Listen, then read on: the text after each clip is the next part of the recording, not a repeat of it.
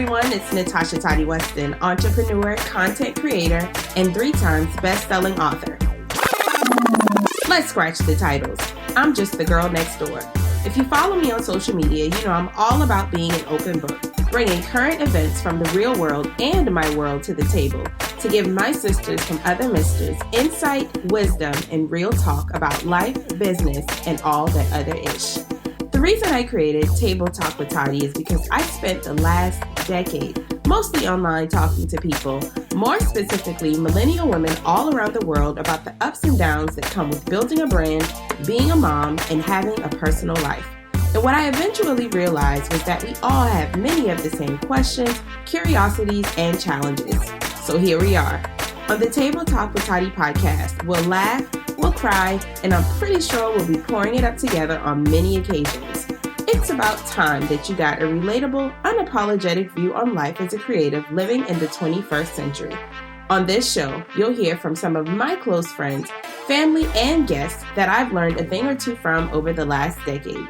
Get ready for some ahas, mm-hms, and yes, girls, because at this table, nothing, and I mean nothing, is off limits. Be sure to subscribe to the Table Talk with Toddy podcast right now on Apple Podcasts, and don't forget to leave a rating and review. Hello, everybody. Welcome back to the Table Talk with Toddy podcast. I am your host, the one and only Natasha Toddy Weston. That was a little extra, I know.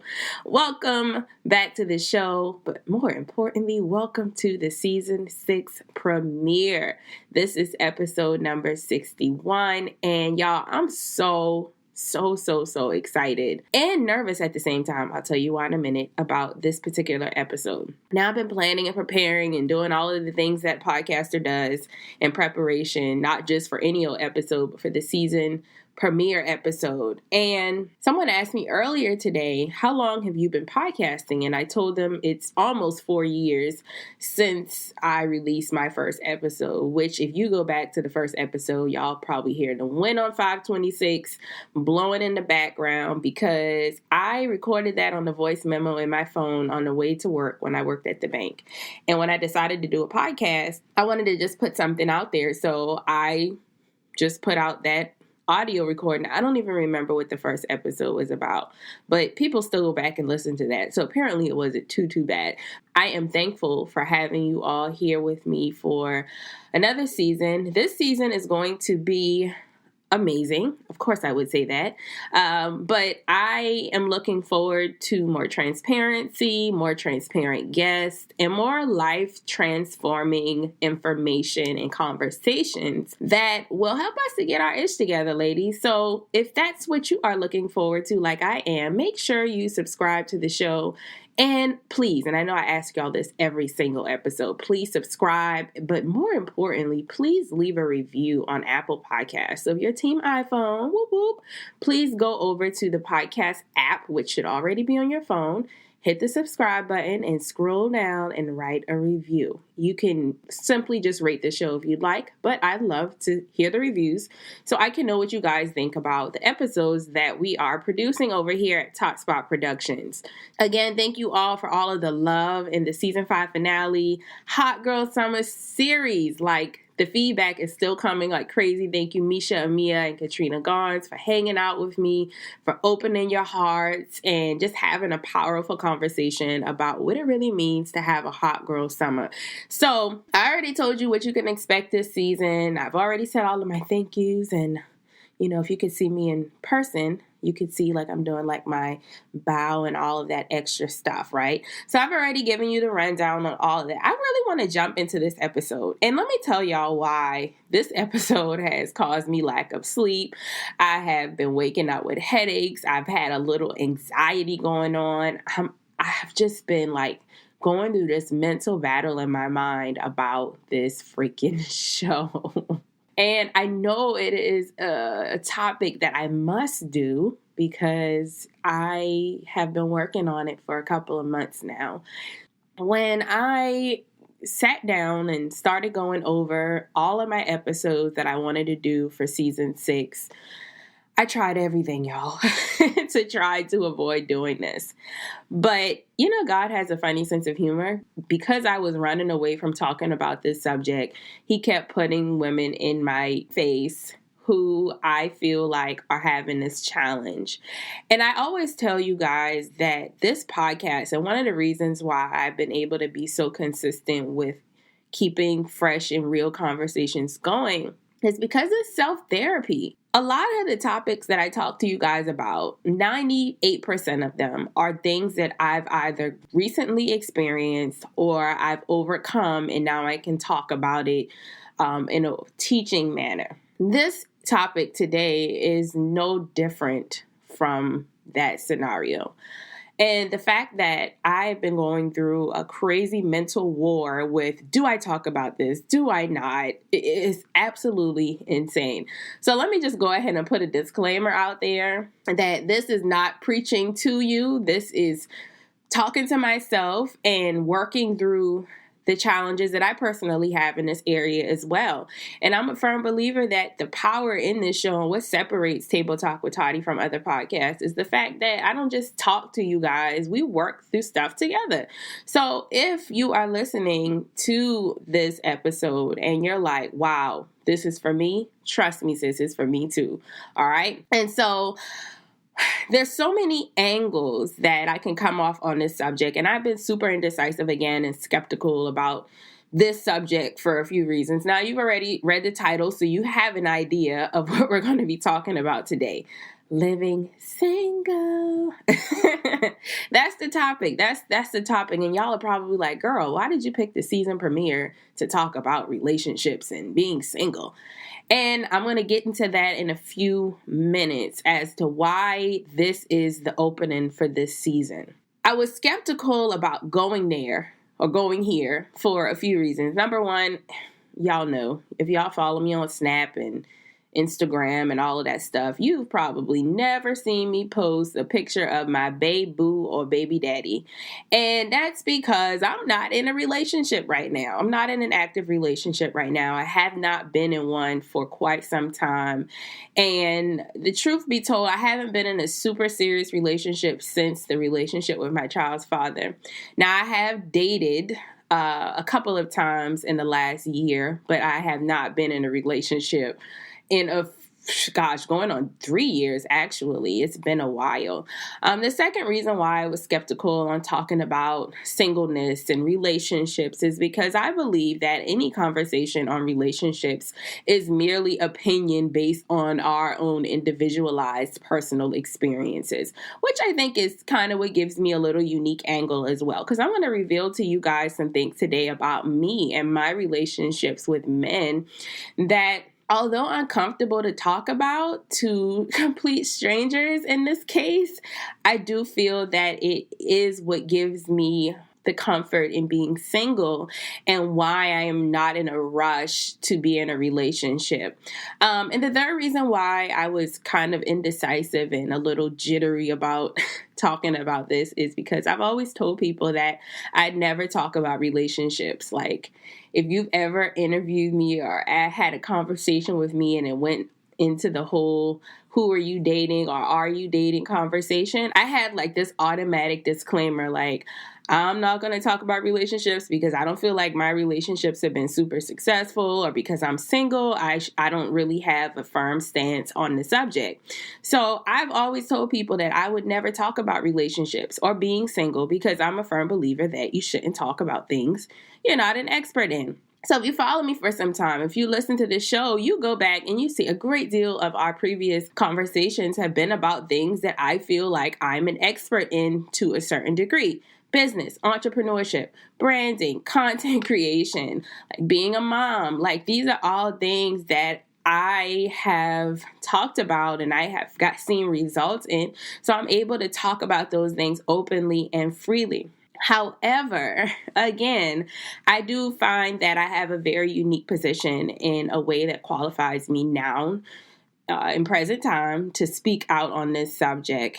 I've seen and I've worked with women who think listening to a podcast on starting a business or reading another book on branding is the best answer to changing their lives, right? We automatically go straight to the bag, and we don't realize that a lot of the things that we allow currently in our lives are going to somehow trip us up later on down the line, no matter how great your business idea is or how great the strategy is that you learn by listening to a podcast. One thing that contributes to the root of our success in anything at life, whether you choose to be an entrepreneur or just a better mom, are our relationships. Our relationships are truly what make or break us.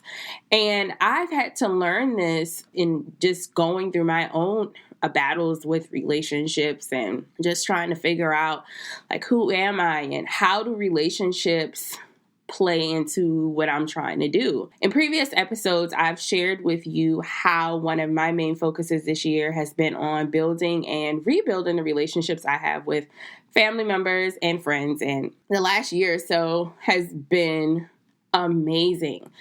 I feel like the relationships in my personal life, like with my best friends, with my cousins, with my mom, with my son, like all of my very intimate personal relationships, I feel like our relationships are so much stronger this year. From me just being, number one, conscious and aware that I wasn't investing enough time in nurturing and taking those relationships to new levels. And when I realized that and came to that conclusion, I was able to figure out, okay, where am I falling short here? How do I fix this problem? How do I find the time to fix this problem? And as a result of that, we've got stronger bonds and better relationships. So while I focus on those types of relationships, aka the ones that don't have nothing to do with a man, the last year or so, I have found that, and again, this could be God's crazy sense of humor, because I keep saying I'm never going to talk about relationships. I'm never going to talk about dating and none of this stuff. But the last year or so, he's literally been dropping women in my life who have been in or currently are in relationships with man or woman that are not healthy. And it always, like, literally, the moment I even start thinking, like, geez, God, I'm 31 years old. I don't have a man. I should be married. Like, what's tea, God? What's tea? Anytime I start even thinking like that, he drops a woman in my path that's probably in an unhealthy relationship. And I quickly realize how important it is to not rush relationships, because they can end up being toxic and just overall bad for you. But let's be clear. I believe that we all desire companionship. I believe that we all desire some version, I said some, version of the white picket fence life. But are our pursuits premature? Are we jumping the gun because we believe that our lives are supposed to be painted a certain color? And I do think that even though you may not yet see the correlation between relationships with a significant other and leaving a legacy or building a business or whatever your end goal is, relationships have a direct correlation into our desires to achieve whatever it is that we're trying to achieve. So again, anytime I start thinking, and granted, I don't spend a lot of time thinking about the fact that I'm single because I'm so busy, and I honestly don't think about it often. Is often as probably normally normal. And I always tell my best friend, and she could probably quote this verbatim because I always told her this. I firmly 150% believe that if God never put a man in my path to marry, I'd be okay with that. I still live my life to the fullest. I won't feel less of a woman. I genuinely feel that. I'm not just saying that for the podcast. Y'all can ask any friend of mine.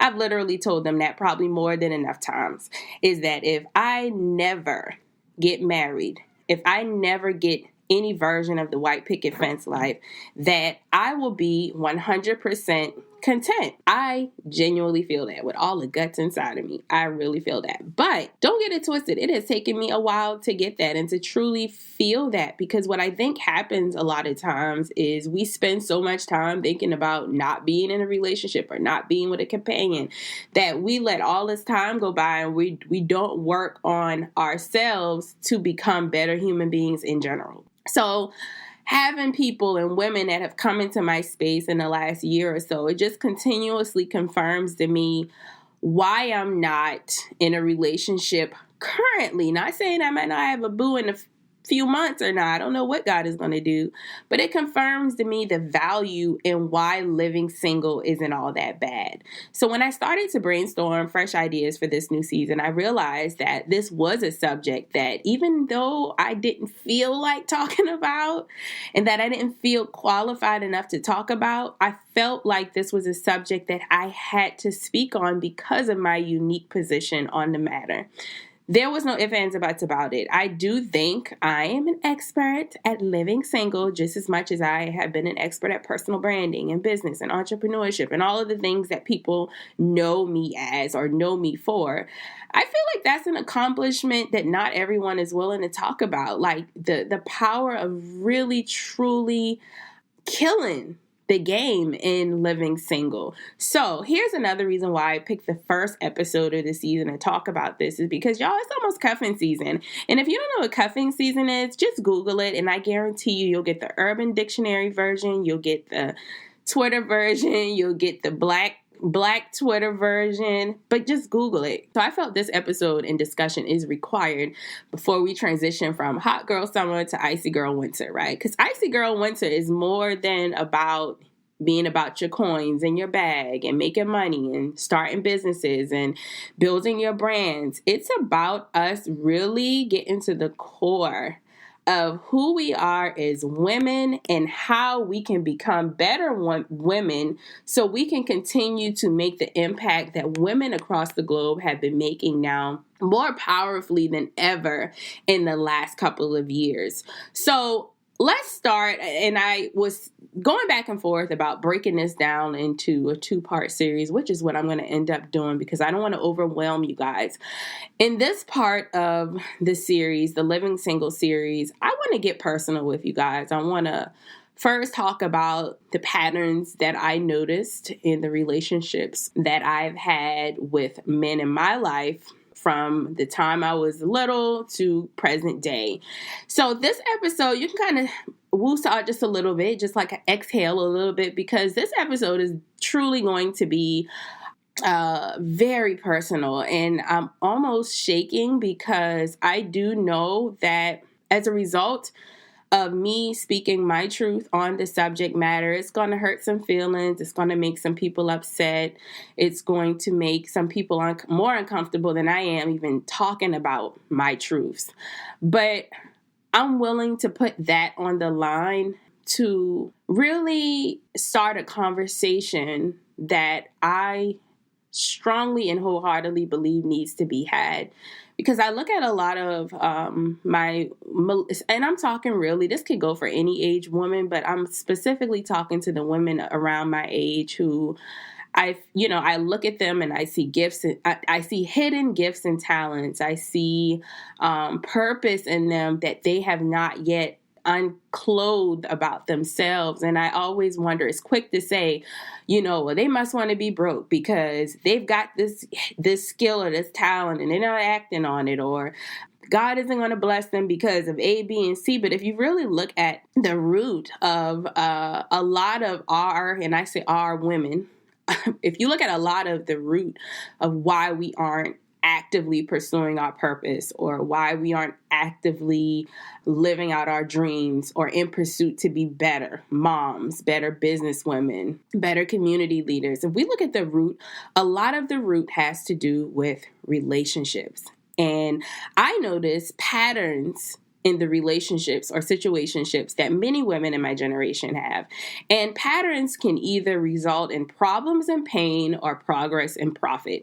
And when I say profit, I'm not talking directly about money. I'm talking about profit in having a fruitful life in general, like being a genuinely happy individual, and that rubbing off on the people that you encounter on a day-to-day basis, whether it's on your job or the employees in your business or whatever the case may be. Again, patterns can either result in problems and pain or progress and profit.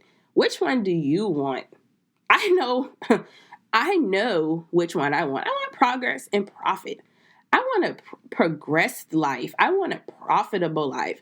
I don't always want problems. I don't always want to be in pain. Although problems and pain produce greatness, there are some people lathering in problems and pain, and they get deep and buried down in it, and they never truly live their purpose. And I struggle with whether or not, again, this was something I even wanted to cover on this particular show, because my overall goal with this podcast is to give a realistic approach to the challenges that creative millennial women of color face. Many of us aren't tapped into the creative side of who we are because of the toxic relationships in our lives that literally have us blindfolded, choked, beat down. And that's why a lot of people may say, oh, well, your show is just for creative women. Well, you're a creative woman too, to a certain degree. It just has not been revealed yet. And this is probably the reason why it hasn't been revealed yet. I've seen women right around me and women who I've met in passing broke, struggling, and suffering from lack of confidence in who they are, what they deserve, and who they can become. And the one word that keeps coming to mind as to why these things happen to all of us is patterns. Patterns. And that's why I feel like I have a unique view on the subject and why I am talking about this with you ladies out there today. Some patterns are inevitable. Okay. Some things you have to go through regardless of where you come from or what your generational history is, right? We got patterns in our daily routines. We have patterns with our children. We have patterns with our jobs. There are patterns in everything that we do. So some patterns are inevitable. It's just going to happen. But then you have some patterns that we have, but they're meant to be broken. But instead of breaking the patterns, they become resurfacing patterns. These are typically the situations we fall into that has also happened to your mama or your granny or other members in your family. So there are things that have been generational that, because they've been generational, we tend to think, oh, because my mom did it this way or because my mom allowed it, then that's probably what I should allow and how I should do things. Because we mock history. We want to be like the people who've been successful before us, right? It's in our nature, our human nature, to want to replicate patterns that people before us, that we admire, that we love, that they've gone through. But there are some patterns, y'all, that are just meant to be broken. So when I started questioning God about why am I a certain age and I'm happily single, like why am I not on a dating app trying to find my next boo bae or baby daddy? Like, God, is something wrong with me? Why I'm so content with being single and I'm like not even trying to date? Is something wrong with me because I feel this way? Why? What's wrong with me, God? Like, I be trying to ask him these questions. But then I had to go back and look at the patterns in my relationships with the men in my life. And y'all, this was not easy. And honestly, in doing I won't call it research for this episode, but this was one of the shows where I literally had to dig very, very, very deep. Because I could just give y'all surface level advice or opinions about this and go on about my day. But I really felt like in order for you guys to get me, and for this to start a conversation, I have to be 150% transparent about it. And it's funny how when we know we're supposed to talk about stuff, we allow certain individuals who are still broken to intimidate us without them saying a word. Here were some of my fears. I'm getting ready to talk about relationships with some of the men in my life in the past. So this is going to open up a can of worms. If they hear about it, if they listen to the show, they're probably going to be angry. They're probably going to try to, make it a blame game situation. And I just thought about all of these things, like all the reasons why I shouldn't give y'all my 150% transparency today. But then when I realized how can I talk about the power and the freeness in living single and how I was able to get to this point of being happy, truly, genuinely, happily single, I knew I had to break down the patterns in my relationships with the men in my life. So is this easy for me right now? I don't know how this is going to turn out, y'all, but I'm confident that whatever I say is going to maybe shift the perspectives of women who find a problem or feel less than if they're single or if they're in a relationship and they probably should be single. So when I started brainstorming and trying to figure out from which angle I was going to talk about this, I had to give you all the history of the relationships. And these will be the most obvious relationships that any female or most females would have with men in their lives. So let's start with my father. If I had to describe our relationship in one word, it would be distant. Now, if you've read my first book, I believe I talk very little about my dad, but you probably noticed in all of my books, I give him a shout out and thank him for always supporting my dreams. And in particular, what I mean by that is growing up, my dad was very hands-on. Like, he changed diapers. When me and my sister had a rash or anything, we go to him before we go to mama. That's how close we were. We were daddy's girls. And I say we, my sister and I, we were daddy's girls. We were we had a very good relationship with our dad growing up. And then when we got a little bit older and then we lost the house in foreclosure a couple of times, and it was now revealed that, we had financial problems, like big time.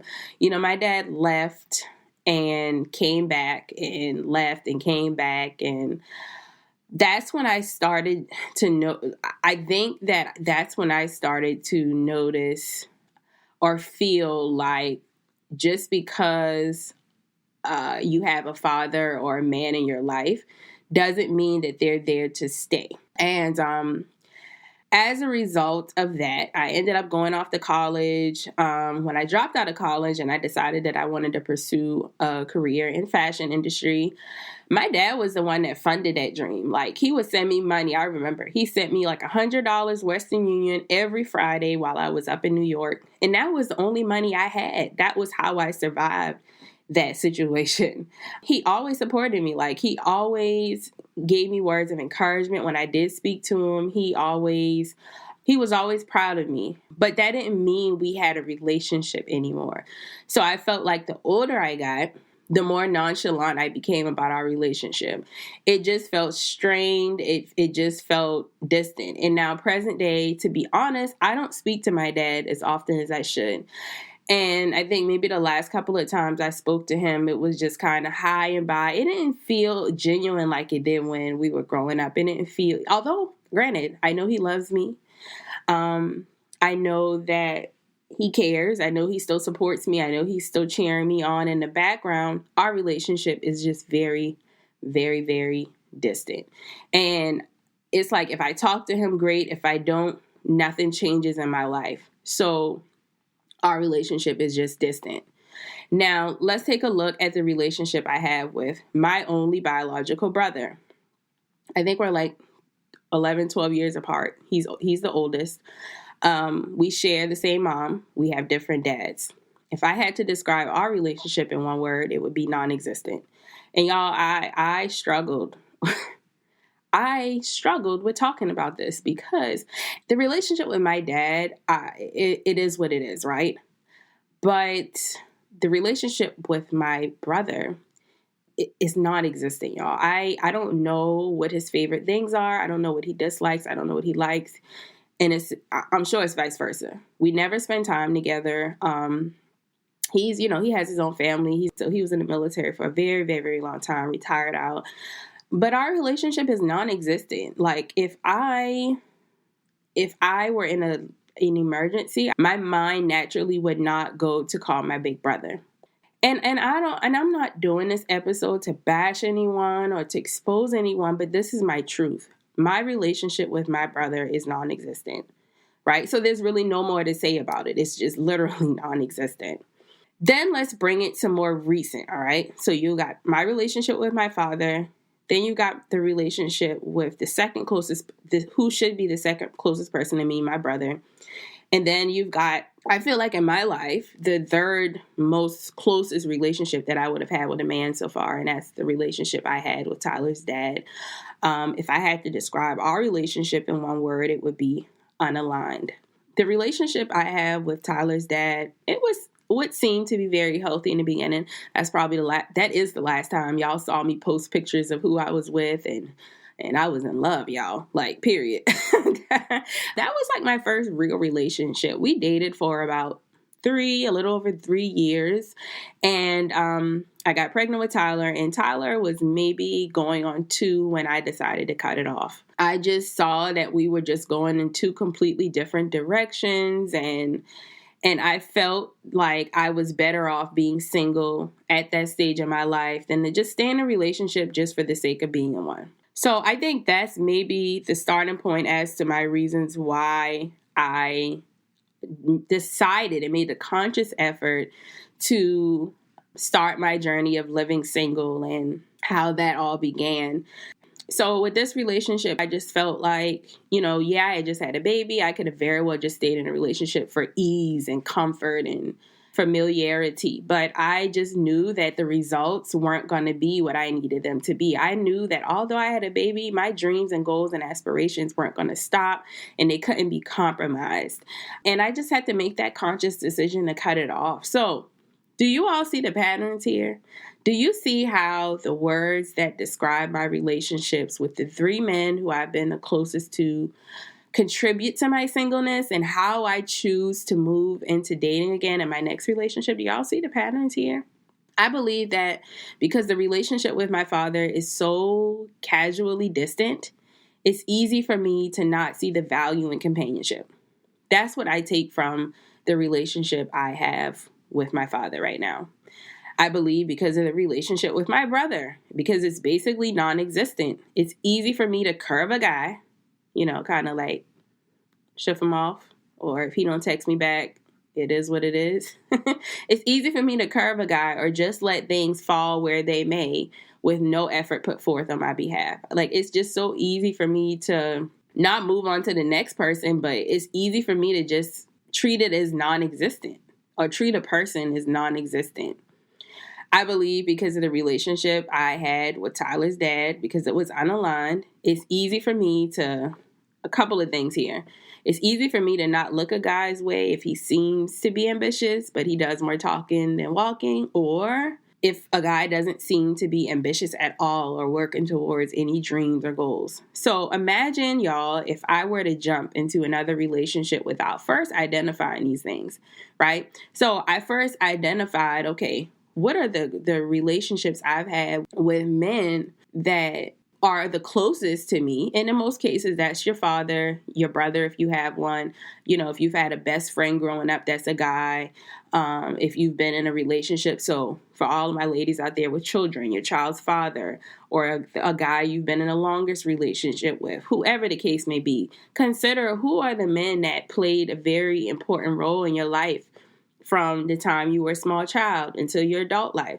And then figure out, okay, how, if I describe the relationship I have with each of these individuals, how is that affecting the relationships that I'm in pursuit of current day? Because then you figure out what areas you need to heal from in order to pursue more healthy relationships moving forward. So it's kind of like putting Band-Aids on wounds that we never clean. Like, and Tyler does this to me all the time. Like, if he scrapes his knee or something and he starts bleeding, he just wants me to put a Band-Aid on it. Forget putting Neosporin or any type of medical cream on it to actually keep it from getting infected. He just wants a Band-Aid because the Band-Aids are pretty, right? It looks good to post a picture of your boo baby daddy on Instagram and say relationship goals or, some cute fancy caption. That's the Band-Aid, right? But are we actually treating the wounds? It's the same as with relationships. Consider your being single, and it doesn't have to be forever, as a way of treating your infections. This is where I believe many of us as women settle. We don't want to do the work, man. Work is hard. work is hard. We don't want to come face to face with the issues that are beating us up on the inside, so we settle. We try to figure out how to make men love our broken hearts. We push our dreams for healthy and happy relationships and companionship to the back burner, thinking that we don't deserve it. And so we attract relationships that are distant, unaligned, and some that are outright non-existent. This is why learning to love the journey of being single is so critical in some seasons of our lives.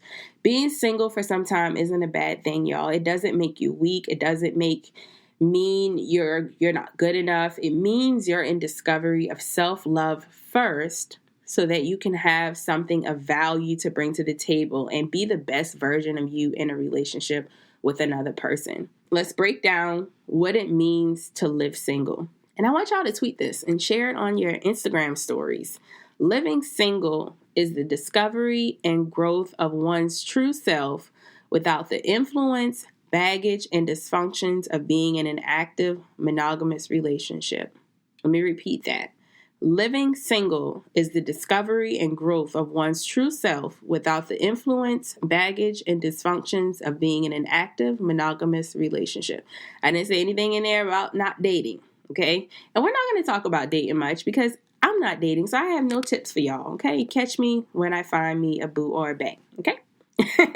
So when I finally made my mind up to talk about living single, obviously the first thing that came to mind, not just for me, but for you when you read the title of this episode, was the show, right? So for me being the research queen that I am, I was curious to figure out if the patterns that us as millennial women are still engaging in the 21st century right now are still congruent to back when the actual Living Single show was actually created and filmed, like when it was on our TV screens. Now, if you don't know about the Living Single show, it was hands down one of the most classic comedy TV series, starting in, I believe the first episode was created in 1993. But in a nutshell, the show basically follows the lives of 4 women who are navigating their social lives, relationships, and all that good stuff. We all know the Regine, Khadijah, Max. The show stars like Queen Latifah, Kim Coles. Y'all could Google it and see, but it is hands down one of the most classic African-American based sitcoms of our time. I believe that it's going to be, period, in our lifetime. And so when I decided to do this episode, y'all know I like to bring my personal opinions and thoughts and advice and wisdom and all that good stuff. And I like to intertwine it with, and Living Single is an old show, but it definitely has a lot of meaning and a lot of good stuff in it that I believe us as millennial women need to know. So I went and got Hulu. I did the trial. Don't judge me. Y'all do it too. And I started from season 1, episode 1. And y'all, literally within like 5 or 6 episodes, it was clear to me that a lot of the patterns and nuances of dating and being single and living single is still very much parallel to our relationship patterns today. It goes back to the patterns. So as you can see, that show was in 1993. It is now currently 2019, almost 2020. And isn't it crazy that a lot of our patterns and relationships are still the same?